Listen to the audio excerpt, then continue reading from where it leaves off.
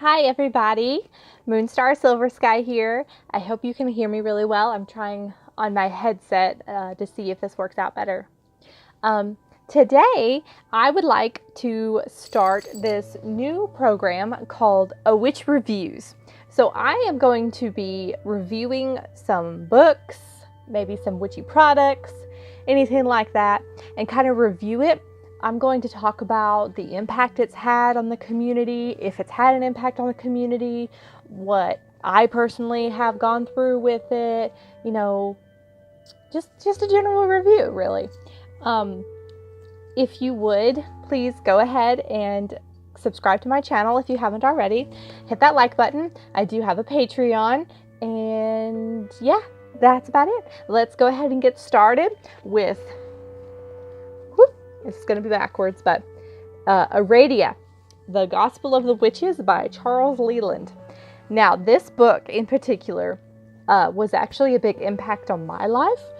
It really actually was one of the first books that I was like, whoa, what is this? You know, I found it in my search for religions because it talked about the goddess Diana. And from there, I was kind of blown away. And then I realized it was connected to this Wiccan religion. And there was the Charge of the Star Goddess came from it, if you've ever heard of that. Anything like that was because of this book. I'm sorry, I know it's backwards. But this book is amazing. It's a little hard to read. It's poems, really. It's poetic. It was first written in Italian, so when it was translated over to English, some stuff was lost in translation. Charles Leland supposedly got this story from a group of witches in Italy who were in a coven, and they told him this story. It's a cosmology, which means it is a genesis or a beginning. It details the creation of witches. So, according to this book, witches were created from the goddess Aradia. Now, Aradia was the daughter of Diana and Lucifer. This story portrays Lucifer as just being the most beautiful angel or the morning star or something like that. This was apparently before his fall, if you kind of think of it chronologically in like the biblical sense.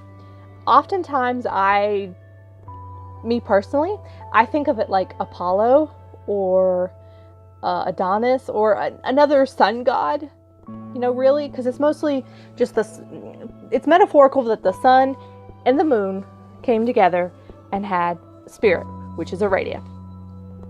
I love the goddess Diana, by the way. She's amazing. The cultural impact this book has had on the Wiccan religion as a whole is just phenomenal. It's beyond words. If you ever, or if you are studying the Wiccan tradition and you come across this piece called The Charge of the Star Goddess or The Charge of the Goddess, written by Dolores Valentine or Starhawk, whichever version, they were inspired by this book. They were inspired by the line in this book. Let me see, I think I have it.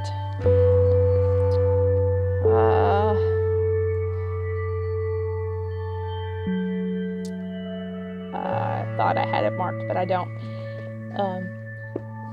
If you ever have need of me, once a month, best be when the moon is full. Ye shall assemble in some sacred place, preferably in the woods. You shall be naked in your rights, and harm you none, do what you will. That whole thing that came from this book. That came from this poem. It's like an epic, really. Now, I have to say that a lot of people aren't aware that this book exists because of the popularity of the other two.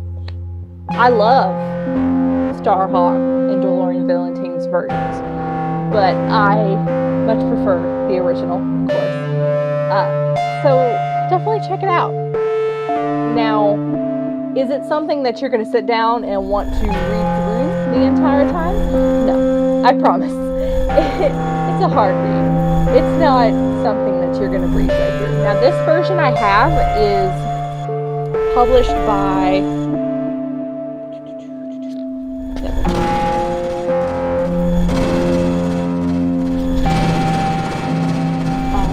copyrighted by the Witch's Almanac Ltd. So this copy actually details and goes through each, like it has the Italian version and then it has it translated into English, and then each stanza, it kind of talks about what it's about, if that makes any sense.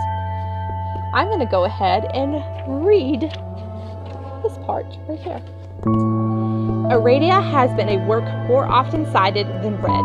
Its first edition, 1899, guaranteed only one review and sank from a sight like a stone cast into murky waters. It sold poorly and is now a rare book. By chance, a copy fell into the hands of Theda Kenyon, who devoted a few pages to it in her sensational Witches Still Live, 1929. Thereby calling it to attention of many readers. By the 1950s, Delorian Valentine had read Aradia, and she incorporated some of its beautiful passages into the Wiccan rituals that she wrote. In the 60s and 70s, it was reprinted 4 times, but always from a defective copy of the first edition that had lost its page. Only in the 90s did another reprint finally restore the missing page. Aradia has always been a controversial work among witches and scholars alike. Scholars have questioned whether it may be a fiction or a forgery by Leland, or by his principal informant, Mandalania. I could not pronounce that very well, I'm so sorry. Witches have objected to it on a theological and ethical grounds, since some of the myths that it tells are about Lucifer and Cain, as well as Diana and Aradia, some of its spell work by threatening or coercing the deities and spirits, and its revolutionary fervor does not shrink even from teaching the poor and downtrodden should use poisons to destroy their feudal overlords.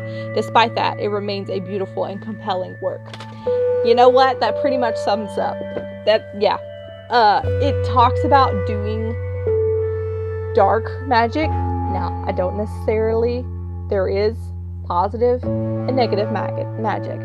There is no such thing as white and black magic. It's gray. Magic's gray, just like life. This is gray magic. Aradia came down and she taught poor people to overthrow their masters and gave them the power of magic. Period. That's it. And it talks about them overthrowing their masters, and of course, like I said, it talks about Lucifer and Cain. But think of it like if you study the Bible, right? And when you study the Bible, you are like, wow, the King James Version has a lot of different stuff in it. What is these thous and dots and all this kind of stuff? Then you pick up a New Living Translation and it doesn't have any of that in it, and you're just like, what's going on? And then you realize that it came from 2 different sources, whereas the King James Version comes from the Latin Vulgate. The New Living Translation actually comes mostly from the Greek and Arabic translations of the Bible. So it's kind of like where stuff gets passed on. You play the game of telephone, and it loses a lot of girth, so to speak. But please, if you are studying magic and you want to study magic and you're looking into Wicca, you're looking into paganism, you're trying to figure out what your calling is, pick this book up. Study the source. This source will give you the reasoning behind why Gerald Gardner started his Wiccan tradition, why Delorian Valentine wrote The Charge of the Goddess, why Starhawk rewrote it as The Charge of the Star Goddess, why, like it said, it has been cited but not read. Definitely give it a read. I highly, highly recommend it.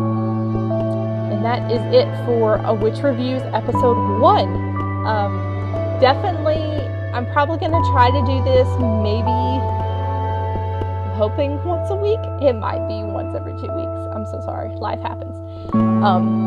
But keep checking back. I hope you guys enjoy it. Thank you so much. Like I said, don't forget to hit the like button, subscribe to my channel. I have a Patreon. Support me on Patreon if you would like to see your name featured at the end of my videos. And I do offer oracle card readings to my patrons. Thank you guys so much, and blessed be.